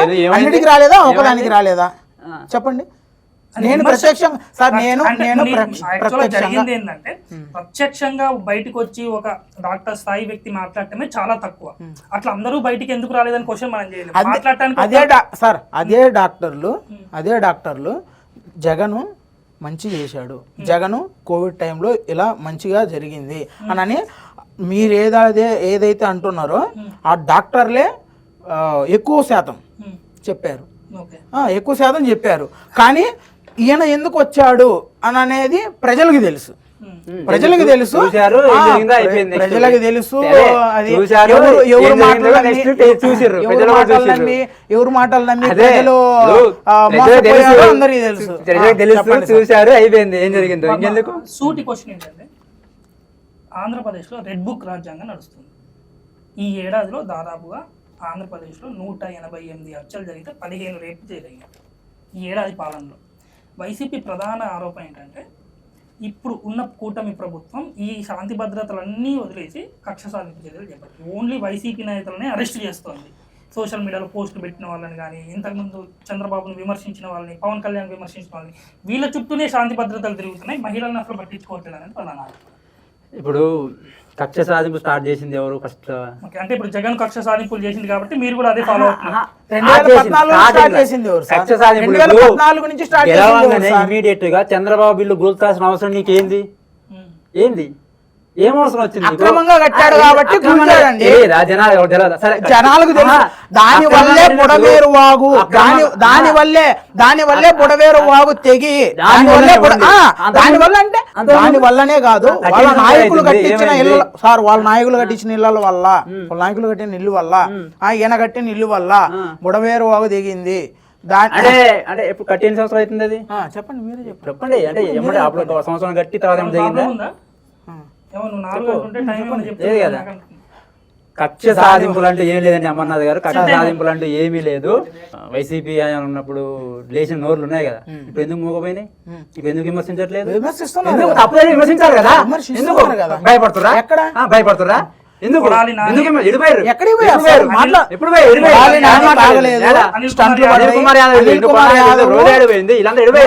ఏం మాట్లాడతారు? నిన్న కూడా మాట్లాడింది.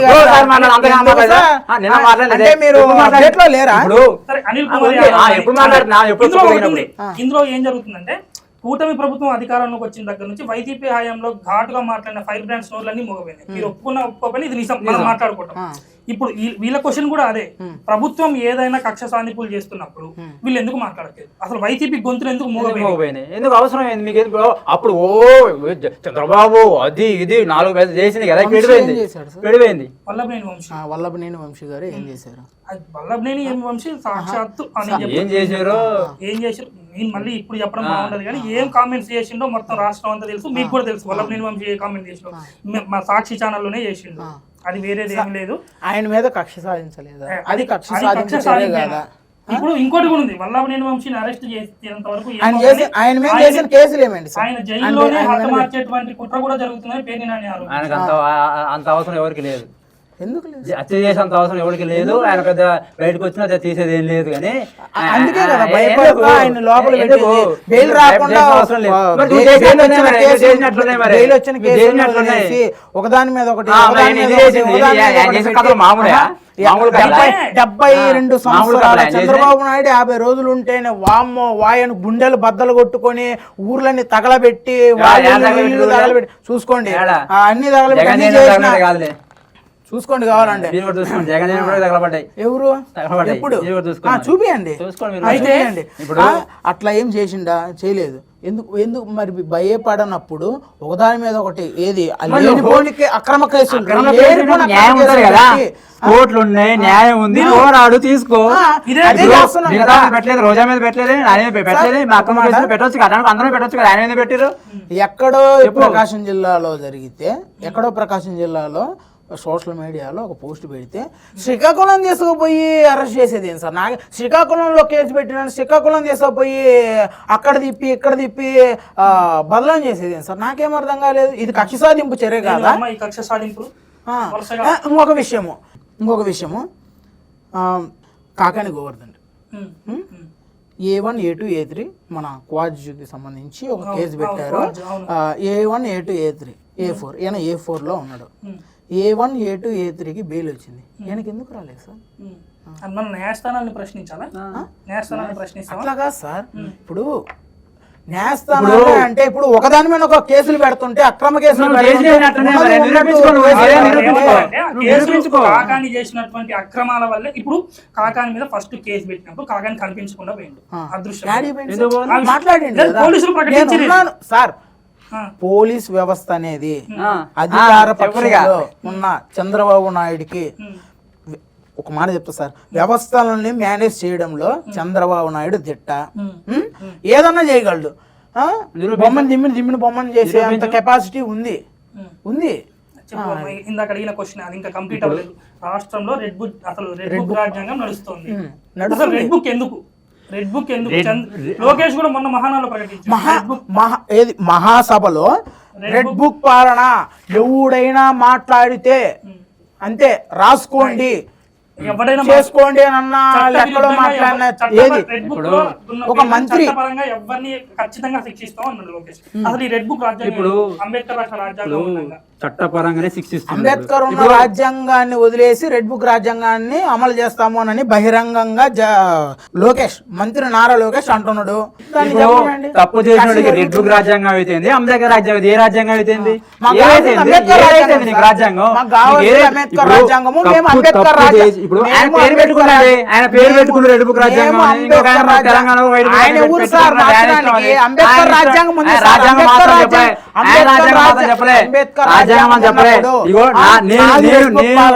నేను ఏదన్నా చేస్తాను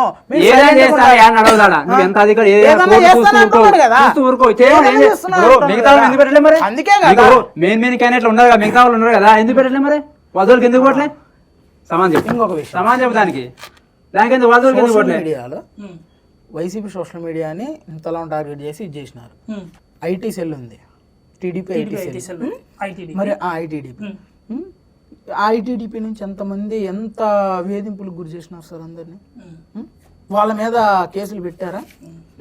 మొన్నటికి మొన్న కిరణ్ అన్నాడు భారతీ అరెస్ట్ చేశారు కదా, బయట తిరుగుతున్నాడు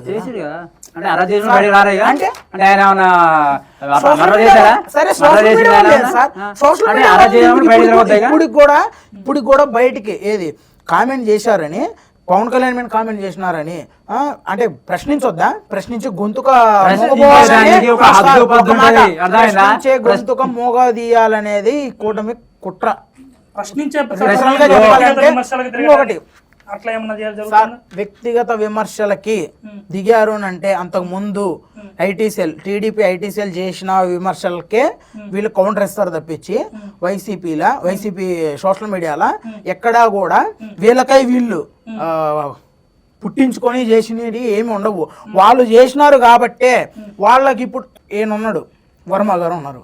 వర్మ గారు విరుచుకుపడుతూ అడిగిన దానికి నేను సైలెంట్గా చేతులు ఇట్లా అంటే నన్నేమనుకుంటారు? చేతగానోడు అనుకోరు. అందుకు నేను కూడా ఆయనకి ప్రతిస్పందిస్తున్నా. అంటే ప్రతిస్పందించొద్దా? మాట్లాడే స్వేచ్ఛ లేదా? స్వేచ్ఛా హక్కు ఎందుకు ఉంది? ప్రభుత్వాన్ని ప్రశ్నించే గొంతులను టీడీపీ పార్టీ ఉక్కుపాదంతో అని చేస్తుంది. ప్రశ్నించే గొంతు దానికి వద్దు పద్దు ఉంటది. లైవ్ డిబేట్ పెట్టి ప్రవేశాల రాజధాని అంటే ఏమన్నట్టు అది? నీకు బాబరానికి స్వేచ్ఛ ఉందని, నీ ముందు మైక్ ఉందని, నీ చేతిలో మీడియా ఉందని మాట్లాడి తెలియదు అనుకుంటారా? ఏదైనా తెలియదా? ఎందుకనాలి? అద్దు పద్దు ఉండదా? ఏదైనా ఆంధ్రప్రదేశ్ ఒక రాష్ట్ర రాజధాని అంటే అదొక చారిత్రక వైభవం ఉండొచ్చు, దాంట్లో ఎన్నో భావోద్వేగాలు ముడిపడి ఉంటాయి. అలాంటి రాజధానిని వేశ్యల రాజధాని అని అంటాం. దాన్ని అసలు నువ్వెట్లా చూస్తున్నావు? ఫస్ట్ దాన్ని నువ్వెట్లా చూస్తున్నావు? వాళ్ళ అధినేతలు వాళ్ళందరూ తప్పటది. అసలు నువ్వేమనుకుంటావు? చెప్తా సార్, ఒక్క నిమిషము మీకు క్లారిటీ దానికి సమానం చెప్పండి. దానికి సమానం చూపించి నేను చెప్తా, చూపిస్తా సార్. క్లోజ్ తీసుకోండి, చూపిస్తారట. ఈయన ఎవరు సార్? కనిపిస్తుందా? నారా లోకేష్ గారు ట్వీట్ చేసిన ట్వీట్ ఇది. మన అమర్నాథ్ గారికి చూపిస్తా, మీరు క్లోజ్ చేసుకోండి. కనిపిస్తుందా సార్? చూడండి, ప్రాస్టిట్యూషన్ ఇన్ ఇండియా ఎంత ఉంది సార్? మన ఏపీలో ఏపీలో ఎంత ఉంది? 1.33. చూడండి, ఓకేనా? మన లోకేష్ గారు ట్వీట్ చేసింది, దానికి సంబంధించి ఈనాడు ఈటీవీ చెప్పింది. మీకు వీడియో కూడా ప్లే చేస్తా. ఒక్క నిమిషం. లోకేష్ ట్వీట్ ఎప్పుడు? లోకేష్ ట్వీట్ చెప్తా, ఒక్క నిమిషం. సెప్టెంబర్ 28, 2023లో ఆయన ట్వీట్ చేశారు. అప్పుడు అధికారంలో ఉన్నది మీరే. అప్పుడు అధికారం ఉన్నది మేమే. మేమేమన్నా చేసామా? ఏమన్నా మాట్లాడామా? వాళ్ళు ఇది అమరావతి రాజధాని మాది అని చెప్పుకొని తిరిగే వాళ్ళు ఇలాంటి కామెంట్ చేసినప్పుడు వాళ్ళు మీకు చెప్తారు. ఎందుకంటే నేను చెప్పేది నేను చెప్తా, మీరు చెప్తారు. అది లోకేష్ కామెంట్. ఇప్పుడు ఒక పచ్చ మీడియా చేసిన ప్రచారం చూడండి. ఈ సంఖ్య పొట్టకూటికి వ్యభిచారం అనే మురికి కూపంలోకి ఈ రోజుల్లోనూ చాలా మంది మహిళలు వెళ్ళక తప్పడం లేదు.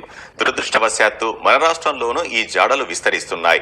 వేశ్యావృత్తిలోకి ప్రవేశించే వారి సంఖ్య రాష్ట్రంలో ఏటా పెరుగుతోంది. దేశంలో మహిళా సెక్స్ కార్మికులు ఎక్కువగా ఉన్నది ఆంధ్రప్రదేశ్ లోనే అన్న కేంద్ర నివేదిక. ఎవరు చెప్పారు సార్? కేంద్ర నివేదిక పచ్చ మీడియా చెప్పింది. ఇప్పుడు ఇట్లా వస్తా, దీనికి మన మెయిన్ టాపిక్ వస్తా. అదే పచ్చ మీడియా ఇప్పుడు ఏముంటుంది? మీరు అనేది నా క్లాస్ సార్, నేను చెప్పండి సార్. నేను ఎందుకన్నారు అని అడిగారు. వీళ్ళు చెప్పిన ఇంటెన్షన్లో ఆయన అని ఉండొచ్చు. ఆయన్ని సమర్థించలేదు ఎవరు? మన శ్రీనివాసరావు, కొమ్మినేని శ్రీనివాసరావు. ఆయన 40 ఏళ్ళ అనుభవజ్ఞుడు, సీనియర్ జర్నలిస్టు. చూడండి ఒకసారి వీడియో కూడా నేను చూపిస్తాను. కొమ్మినేని శ్రీనివాసరావు గారు 40 ఏళ్ళ అనుభవజ్ఞులు, సీనియర్ జర్నలిస్టు. ఆయన ఈ కృష్ణంరాజు గారు అంటుంటే ఈయన కూడా సీనియర్ జర్నలిస్టే. ఆయన కృష్ణంరాజు గారు ఈ ఇంటెన్షన్ లో అన్నారేమో. నేను ఆయన్ని సమర్థించట్లేదు, మళ్ళీ చెప్తున్నా, నేను ఆయన్ని సమర్థించట్లేదు. ఇప్పుడు వీళ్ళు చెప్పిన ఇంటెన్షన్లో టైమ్స్ ఆఫ్ ఇండియా అని ఒకటి, హిందుస్థాన్ టైమ్స్ అని వీటిలలో కూడా ప్రచురించారు. కావాలంటే ఆ క్లిప్ కూడా నేను చూపిస్తాను. ఈ రెండిట్లలో ప్రచురించారు. దాన్ని ఇంటెన్షన్ పెట్టుకొని అనుంటారేమో అని నేను అనుకుంటున్నా. సార్ ఆగండి ఒక్క నిమిషం, క్లారిఫై ఇవ్వనియండి. అది అయిపోయిందా? ఇక లోకేష్ ట్వీట్ కూడా చూసారా? ఆ ఇంటెన్షన్ అని ఉంటాడేమో, అంతేగాని అన్నది ఎవరు సార్? ఈయన అప్పటికి వద్దు ఇట్లా అనకూడదు అని ఆపుతున్నారా? ఎవరు? కొమ్మినేని శ్రీనివాసరావు గారు. ఇవన్నీ అరెస్ట్ చేయాలా? సరే, మామూలుగా అయితే అరెస్ట్ చేయాలా, ఇవన్నీ కౌన్సిలింగ్ ఇవ్వాలా? అంటే లెక్క ప్రకారము ఏది అంబేద్కర్ రాజ్యాంగం అయితే ఇది రెడ్ బుక్ రాజ్యాంగం కదా. అన్నవాన్ని వదిలేసి ఆపిన వాడిని అరెస్ట్ చేశారు. సరే, ఇంకొక మాట అయిపోయింది అక్కడికి. ఈయన అరెస్ట్ చేశారు, ఇవన్నీ వెతుకుతున్నారు. అది చట్టం చూసుకుంటుంది, చట్టం తన పని దాన్ని చేసుకోబోద్ది. అంటే ఇప్పుడు రెడ్ బుక్ రాజ్యాంగం కాబట్టి లోకేష్ చూస్తాలే, అది తర్వాత విషయము. చట్టం తన పని దాన్ని చేసుకోబోద్ది. సాక్షి ఇప్పుడు ఎంత లావున, ఇప్పుడు రేపు సంవత్సరం ఏడాది, ఈ ఏడాది పాలనలో ఏం చేయలేదు కాబట్టి దీన్ని డైవర్ట్ చేయడానికి, డైవర్ట్ పాలిటిక్స్ చేయడానికే ఇది తీసుకొచ్చారు సార్. అది ఎవరైనా అంటారు. ఇంకొక విషయము, ఒక ట్వీట్ చూసా, బాధపడుతూ చెప్పాడు. వాళ్ళ మమ్మీ అడిగారంట, అంటే ఒక అతను ట్వీట్ చేశాడు, వాళ్ళ మమ్మీ అడిగారంట, ఏం నాన్న ఏం జరుగుతుంది ఇక్కడ, ఇది పరిస్థితి, మరి ఏమన్నారు అక్కడ అని అంటే ఇట్లా మాట్లాడాడు. దానిలో తప్పేముంది నాన్న, ఆయన ఇంటెన్షన్ లేదు అన్నాడు, అంతేగాని ఇంతలావున అసలు అమరావతి ప్రజలకి టీడీపీకి ఏం సంబంధము అని అడిగి ఆయన సామాన్య ప్రజాప్రతినిధిలో ఒకళ్ళు, సామాన్య ప్రజాప్రతినిధిలో ఒకళ్ళు, అంతేగాని ఆయన మా కార్యకర్త కాదు, వాళ్ళ కార్యకర్త కాదు, ఆయన ఇంటెన్షన్లో ఆయన చెప్పాడు. వాళ్ళ మమ్మీ ఎట్లా అడిగితే ఇట్లా ఇది జరిగిందంటే దాని తప్ప ఎట్లా అన్నారు. సరే దాన్ని వదిలేసేయండి. సాక్షి కార్యాలయాలని నిప్పండించడం ఏంటి? సాక్షి కార్యాలయాలని నిప్పంటించడం ఏంది?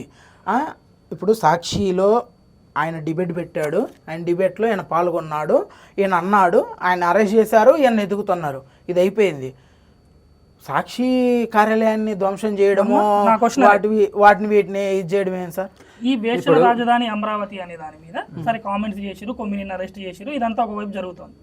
అయితే మీడియా సంస్థల పైన దాడిని మనం ఎట్లా చూడాలి? ఒక మీడియా అంటే వాళ్ళకి భావ ప్రకటన స్వేచ్ఛ ఉంటుంది, వాళ్ళు కొన్ని మాట్లాడతారు. సరే వేషాల రాజధాని అనేటువంటిది అయితే తప్పే. మీడియా చెప్పాలి కదా, మేము అన్న తప్పే కాదు. మళ్ళీ దానికి ఒక వీడియో, మళ్ళీ దానికి కౌంటర్ ఒక వీడియో రిలీజ్ చేసిండు ఆయన, కృష్ణరాజు వీడియో రిలీజ్ చేసిండు.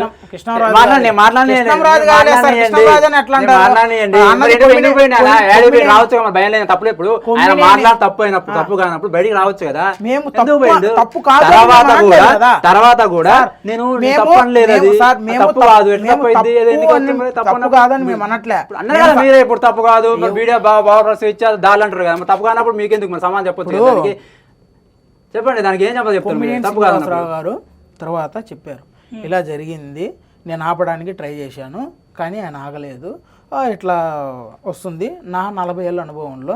ఎక్కడ కూడా సార్ ఆగండి, ఒక నిమిషం ఆగు, ఎంతసేపు చెప్తారు చెప్పిందే చెప్పి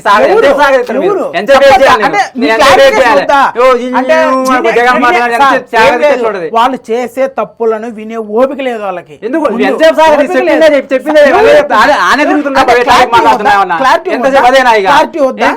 ఇప్పుడు చెప్పినావు దాని గురించి అన్నావు, బయట చెప్పిన అనలేదని చెప్పిన, మళ్ళీ ఇప్పుడేమో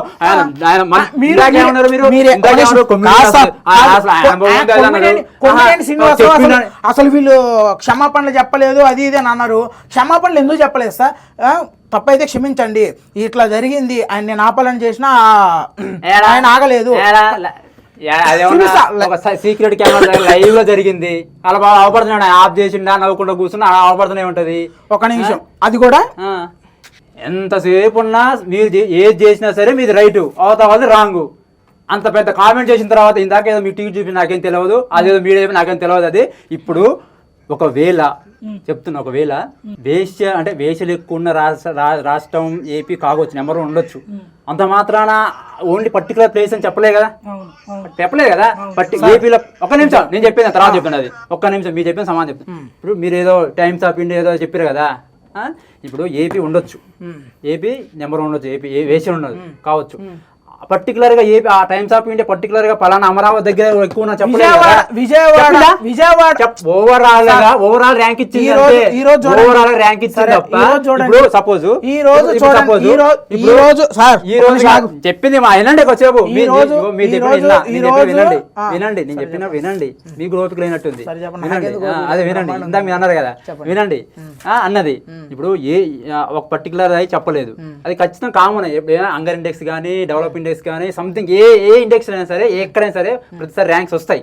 ర్యాంక్స్ వచ్చిన మాత్రాన అది పర్టికులర్ ప్రాంతానికి అయితే చేయలేదు, ఒక రాష్ట్రానికి ఇచ్చింది, అది అంతే. అంత మాత్రాన పర్టికులర్ గా ఆ ప్రాంతానికి అయితే ఇయ్యలేదు. ఒక పాయింట్ అంత మీరు ఆ ప్రాంతానికి ఇచ్చిందని మీరు ఆ ఉద్దేశం అని చెప్తున్నారు. అదే నా చెప్పింది మీరు కాదు కదా, మళ్ళీ కాదంటే మళ్ళీ ఇందాక అదే ఆయన అన్నాడు, ఆయన అన్నదాన్ని ఆయన వద్దన్నాడు. ఇప్పుడు వర్మ చంద్రబాబు లేకపోతే టీడీపీ మనుగడే లేదు. అందుకనే ఇప్పుడు టీడీపీ ఏం చేయబోతుందంటే లోకేష్ని ముఖ్యమంత్రి చేయడానికి ఆల్రెడీ కార్యక్రమాలు వ్యూహాలు ఇవన్నీ ప్రారంభించినాయి. దీంట్లో కూటమిలో కూడా లుకలుకలు స్టార్ట్ అయినాయి. మొన్న కూడా లోకేష్కి ఏదో డిప్యూటీ సీఎం ఇవ్వాలి అది ఇదని బాగా చర్చ జరిగింది. టీడీపీ వాళ్ళు, టీడీపీ నేతలందరూ దీని మీద బాగా చేశారు. ఈ కూటమిలో లుకలుకలు ఎంతవరకు వెళ్ళే అవకాశం ఉంది? లోకేష్ ముఖ్యమంత్రి ఎప్పుడు అవుతున్నాడు? ఇంతకీ ఫైనల్లీ లోకేష్ ముఖ్యమంత్రి ఆడవుతాడు.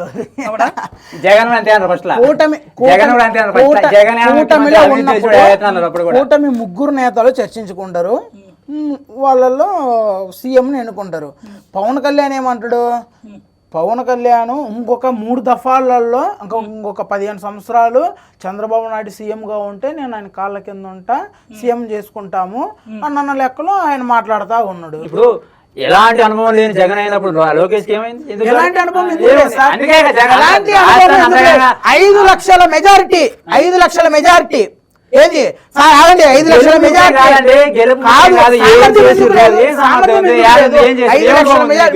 మీ చంద్రబాబు నాయుడు, మీ పవన్ కళ్యాణ్, మీ కూటమి ప్రభుత్వం తల కిందులు వేసుకొని చేసినా గానీ అంత మెజారిటీ రాదు. సామర్థ్యం లేదని అనగాకండి. మీరు ఎలా అంటారు? సామర్థ్యం లేకపోవడం వల్లనే 151 సీట్లు వస్తాయా? సామర్థ్యం లేకపోవడం వల్లనే 2 సంవత్సరాలు కరోనాలో ఆయన సాగించగలడా? మంచిగా చేయగలడా? సాగించలేదా? కేంద్రమే అన్నది కదా సార్.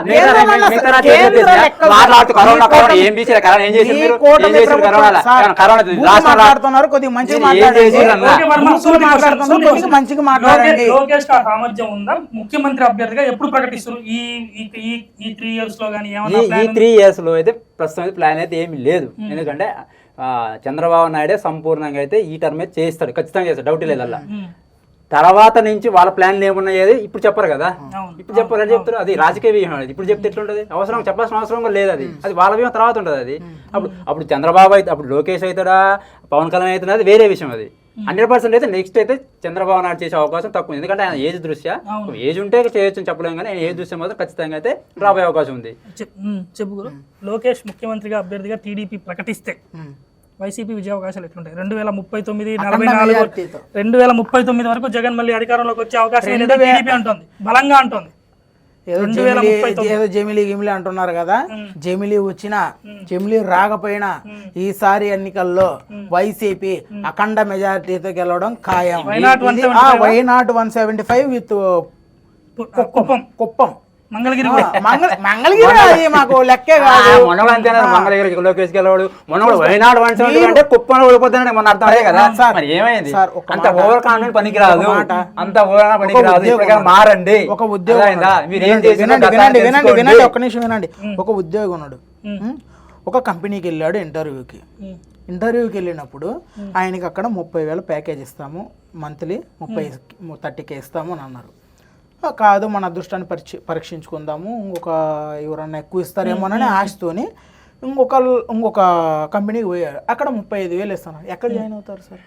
అక్కడే అవుతారు. ఎక్కడ? 35 అవుతారు. అలా జగన్ ఇచ్చిన దానికంటే రెట్టింపు ఇస్తాము, జగన్ ఇచ్చిన దానికంటే రెట్టింపు చేస్తాము, సంపద సృష్టిస్తాము అని అన్న చంద్రబాబు నాయుడే అన్నీ చేయాలని ఉంది. కానీ ఖజానా ఖాళీ చేసింది ఎవరు? మరి ఏది ఖాళీ చేసింది ఎవరు? అసలు ఒక్క నిమిషం. ఎలక్షన్లకు ముందు 14 లక్షల కోట్లు సమాధానం చెప్పండి మీరు. 15 లక్షల కోట్లు ఇప్పటి వరకు అప్పు. సరే 14, 15, 20 ఏదో విధ్వంసం అయిపోయింది. ఒక నిమిషం చెప్పండి. 14 లక్షలు ఏది 2024 ఎలక్షన్ల ముందు 14 లక్షల కోట్ల చెప్పకుండా మధ్యలో మాట్లాడితే 14 లక్షల కోట్లు అప్పు అయింది అని అన్నాడు. అసెంబ్లీ సాక్షిగా ఏది గవర్నర్ తోడు కూడా అబద్ధాలు చెప్పించారు వీళ్ళు అధికారంలోకి వచ్చింది. చూసుకోండి, చూపిస్తా. అసెంబ్లీ సాక్షిగా 5 లక్షల కోట్లు అప్పు ఉందని ఆర్థిక శాఖ మంత్రి చెప్పాడు. ఆయనే చెప్పాడు 5 లక్షల కోట్ల అప్పు ఉందని. మీరన్న 14 లక్షల కోట్ల అప్పు ఏడుంది? అంతకుముందు నీతి ఆయోగ్ కూడా నివేదిక ఇచ్చింది అంత అప్పు లేదు అని. కేంద్రం కూడా చెప్పింది, ఎవరు మన నిర్మలా సీతారామన్ ఆమె కూడా చెప్పారు అంత అప్పు లేదు, 5 లక్షల కోట్ల అప్పు ఉందని. ఇప్పుడు మన స్టార్టింగ్ వచ్చిన అసెంబ్లీలో ఆయన చెప్పాడు, ఆర్థిక శాఖ మంత్రి 5 లక్షల కోట్ల అప్పేను, అంతకు మించి ఏం లేదు. మరి 14 లక్షల కోట్ల అప్పు చేశారు అని చెప్పారు. మరి 14 లక్షల కోట్ల అప్పు ఉందని చెప్పిన వాళ్ళు ఇప్పుడు మళ్ళీ 5 లక్షల కోట్ల అప్పు ఉంది అని ఎట్లా చెప్తున్నారు? అంటే మీరు మాట మార్చారు, ప్రజలను మోసం చేశారు. అవునా కాదా? అది ఇంకొకటి 2014 నుంచి 19 టర్ములో చేసిన అప్పుల సంఖ్యతో పోలిస్తే 2019, 2024 మధ్యలో చేసిన అప్పుల సంఖ్య చాలా తక్కువ. చాలా అయితే జగన్ అధికారంలో ఉన్నప్పుడు సచివాలయాలని పార్కుల్ని కూడా తాకట్టు పెట్టిండు అని కూడా చాలా ప్రచారం. అంటే నిన్న కూడా తీసుకొచ్చింది సార్. మంగళవారం అప్పుల పద్దు అని కూటమి మీద ఒక ఉంది. ఇప్పుడు కూడా పోతున్నాడా? తెలుసు అన్ని తెలుసు. ఏపీలో అప్పులు ఆకాశాన్ని తాగుతున్నాయి. అసలు ఇంకొక మాట నిన్న కూడా 75,000 కోట్ల అప్పు చేసుకొచ్చాడు. ఎవరిని? సెక్యూరిటీని తాకట్టు పెట్టి. అంటే వీళ్ళు సెక్యూరిటీ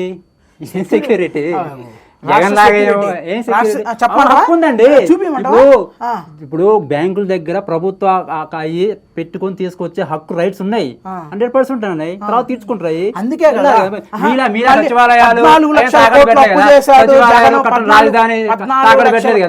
లక్షల కోట్ల అప్పు చేశాడు, ఇది చేశాడు, అది చేశాడు అన్నారు. వీళ్ళే 5 లక్షల కోట్ల అప్పు ఉంది. దాంట్లో 3 కోట్ల అప్పు 2014లో సీఎం చంద్రబాబు నాయుడు ఉన్నప్పుడు చేసినాడు. సీఎం చంద్రబాబు నాయుడు హయాంలో. ఇప్పుడు వీళ్ళు ఉన్న జగన్ వచ్చిన తర్వాత అప్పు తక్కువేను అని కేంద్రం అన్నది వీళ్ళు అన్నారు. ఓకే, దాని గురించి నేను మాట్లాడుతున్నా. నిన్న కూడా తీసుకొచ్చిన 75,000 కోట్ల అప్పు గురించి నేను మాట్లాడుతున్నా. సరే, తాకట్టు పెట్టిండో ఇంకోటి పెట్టిండో, నేను అభివృద్ధి చేస్తాను, నేను సంక్షేమాన్ని ఇస్తాననే కదా వచ్చింది. ఆ డబ్బులు కూడా తీసుకొచ్చింది అందుకే కదా. మరి ఆ డబ్బులు ఆడిపోతున్నాయి సార్. వర్మ, ఏపీలో అప్పులు తెచ్చేది ఇప్పుడు మంగళవారం సరే, మాట్లాడుకుందాం. సరే, అన్ని మాట్లాడదాం. ఇప్పుడు అప్పు ఉందన్న విషయం, అసలు అప్పు చేసింది ఎవరు చెప్పు. ఇప్పుడు సరే, ఆయన టైంలో ఇప్పుడు ఏ రాష్ట్రానికైనా అప్పులు ఉంటాయి. అప్పులు లేని రాష్ట్రం ఏది లేదు, ఉన్నాయి. సరే, చంద్రబాబు టైంలో అప్పు అయింది, తెలుసు, నీకు కూడా ఆ విషయం తెలుసు. మరి ఆ తర్వాత తల్లికి వందనం, అమ్మకు వందనం ఎందుకు ప్రకటించాలి? తెలియదా? ఎట్లా ఇస్తారు అసలు? చంద్రబాబు నాయుడు కాదు, వైసీపీ ఎందుకు ప్రకటించింది? ఎందుకు ఇచ్చింది? హామీ స్టార్ట్ చేసింది ఎవరు? ఎందుకు స్టార్ట్ చేయాలి? ఇప్పుడు తల్లికి వందనం అన్నావు, ఎవరికి ఇవ్వాలి? అంటే ఎంతమంది చదువుకోలేదా? పోలేదా? నీకు డబ్బులు ఉన్నాయి కాబట్టి ఎంతమంది బాల కార్మికులు దగ్గర తెలుసునా? ఎంతమంది బాల కార్మికులు దగ్గర తెలుసునా? రాష్ట్రంలో ఎంతమంది బాల కార్మికులు?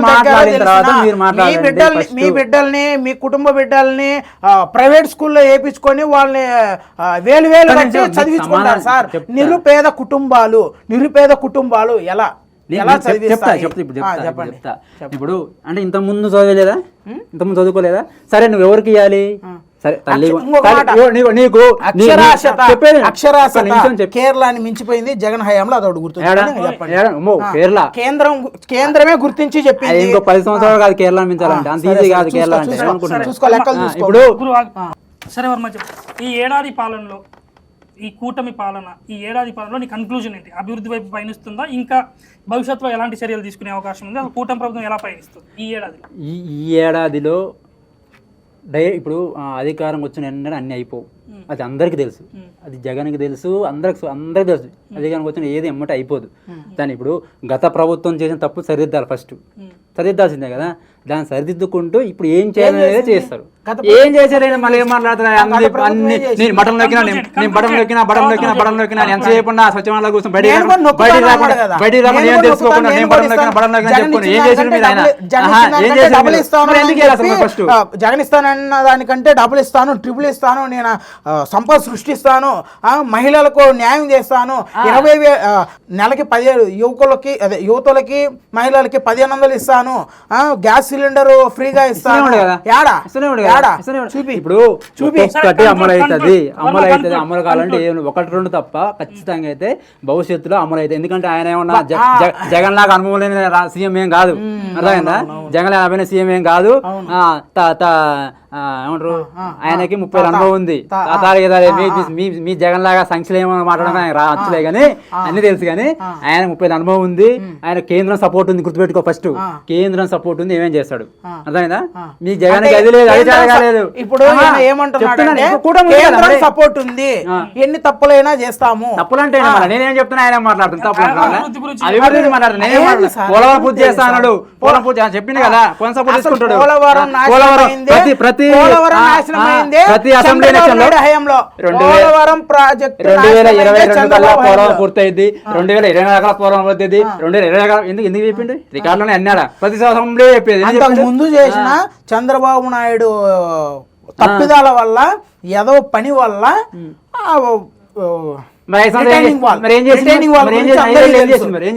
రిటైనింగ్ వాల్ ని కాపాడుకున్నాడు, మళ్ళీ కొత్తగా కట్టించిండు, అన్ని చేసిండు. ఖచ్చితంగా చేస్తాను చేస్తాను చేస్తాను అన్నాడు.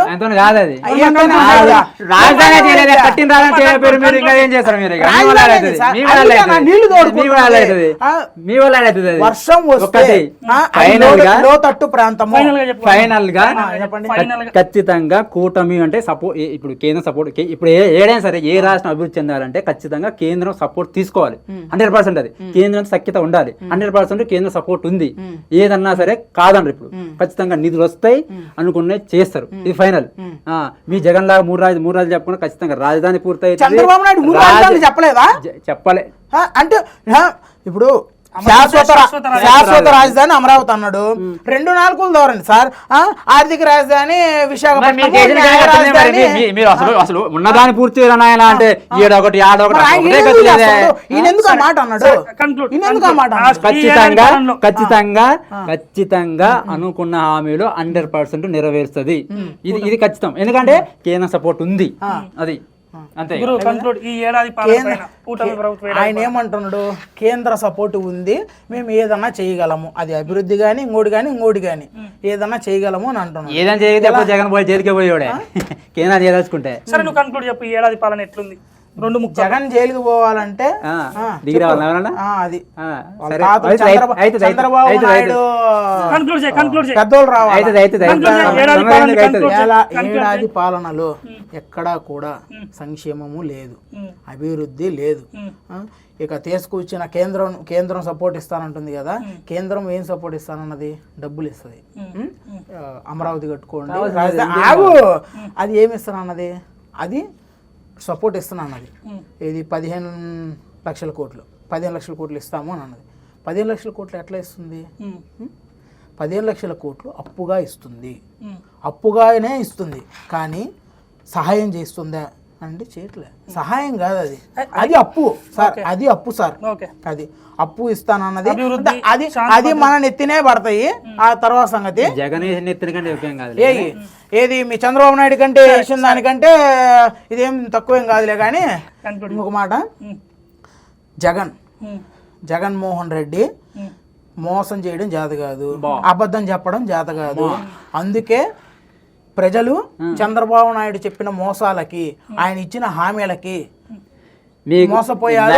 ఇప్పుడు తెలుసుకుంటున్నారు. ఏపీ ప్రజలు తెలుసుకుంటున్నారు. సంవత్సరానికే తిరుగుబాటు మొదలైంది. మొదలైంది. ప్రతి చోట జగన్ వచ్చిన ప్రతి చోట ఆయనకి జననీర హారతులు పడుతున్నారు. అది జననీర హారతులు పడుతున్నారు. హారతులు పడతారు సార్. మరి చంద్రబాబు ఇప్పుడు ఒక మాజీ సీఎంకి పోయిన అంత మాత్రం లేకపోతే ఇంకా ఆయన ఎందుకు? ఒక పార్టీ అధినేత ఎందుకు? మాజీ జననీర అది గొప్ప చెప్పుకుంటున్నారు. సిద్ధం సభకు వచ్చిన జనాలు ఏది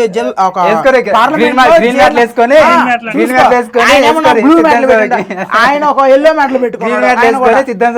ఆయన కూడా ఎల్లో మ్యాట్లు పెట్టుకున్నాడు. 20 జమిలీ ఎలక్షన్ వచ్చినా రాకపోయినా, వస్తే ముందే, రాకపోతే 28 అంటున్నారు కదా. 28 కానీ 29 కానీ ఈసారి అఖండ మెజారిటీ 151 కంటే విత్ పులివెందుల సారీ కుప్పం. హిందూపురం, మంగళగిరి అన్నీ వస్తాయి పిఠాపురం, అన్నీ వస్తాయి అన్ని ఒకడు కాళ్ళు పట్టుకుంటే గెలిచినోడు వాడి గురించి మనం మాట్లాడుకోవాలా తీసేయండి అసలు లెక్కలోనే లేడు. ఆంధ్రప్రదేశ్లో చంద్రబాబు ప్రభుత్వం ఏడాది పాలన అద్భుతంగా ఉందని ఇటు సతీష్ వర్మ చెప్తుంటే లేదు అంతా అరాచకాలు అత్యాచారాలు ఆందోళనలే అని గురువు చెప్తున్నాడు. ఈ వచ్చే 4 ఏళ్లలో చంద్రబాబు పరిపాలన ఎలా ఉంటుందన్న దానిపై ఇటు ఆంధ్రప్రదేశ్ ప్రజలతో పాటు దేశం మొత్తం ఆసక్తిగా చూస్తుంది. పోలవరం, అమరావతి వంటి ప్రతిష్టాత్మకమైన ప్రాజెక్టు ఒకవేళ పూర్తి చేస్తే చంద్రబాబుపై ప్రజల సానుభూతి పెరిగే అవకాశం ఉన్నట్టు తెలుస్తుంది. అయితే ఇంకో విషయం ఏంటంటే ఇక్కడ జగన్ ఇంకా ప్రజల్లోకి రావట్లేదు అని ఆ పార్టీ శ్రేణులు కూడా అభిప్రాయపడుతున్న నేపథ్యంలో జగన్ పూర్తి స్థాయి పాదయాత్రకు వస్తే ఆంధ్రప్రదేశ్ రాజకీయాల్లో పెనుమార్పులు సంభవించే అవకాశం ఉన్నట్టు కూడా తెలుస్తుంది.